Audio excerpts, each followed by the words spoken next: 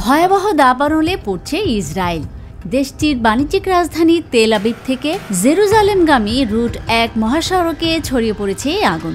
এমত অবস্থায় প্রতিবেশী দেশ গ্রিস, ক্রোয়েশিয়া, ইতালি, সাইপ্রাস এবং বুলগেরিয়া সহ বিশ্ব সম্প্রদায়ের কাছ থেকে বৃহস্পতিবার সকাল পর্যন্ত আন্তর্জাতিক সাহায্য পৌঁছানোর সম্ভাবনা নেই। এক প্রতিবেদনে এই তথ্য জানিয়েছে দ্য জেরুজালেম পোস্ট। ইসরায়েলি পররাষ্ট্রমন্ত্রী গিডিয়ন সাআর আন্তর্জাতিক প্রতিপক্ষদের সঙ্গে প্রতিনিয়ত যোগাযোগ করছেন, যার মধ্যে ইউরোপীয় দেশগুলোর উপর জোর দেওয়া হয়েছে। সাআর দাবানল মোকাবিলায় সহায়তার জন্য যুক্তরাজ্য, ফ্রান্স, চেক প্রজাতন্ত্র, সুইডেন, আর্জেন্টিনা, স্পেন, উত্তর ম্যাসেডোনিয়া এবং আজারবাইজানের পররাষ্ট্রমন্ত্রীদের সঙ্গে কথা বলেছেন। ইসরায়েলি কর্তৃপক্ষ এক বিবৃতিতে জানিয়েছে, দমকল কর্মীরা জেরুজালেমের হাইওয়ে ১ যানবাহন চলাচলের জন্য বন্ধ করে দিয়েছে এবং সেখানে আগুন নিয়ন্ত্রণের চেষ্টা করছে।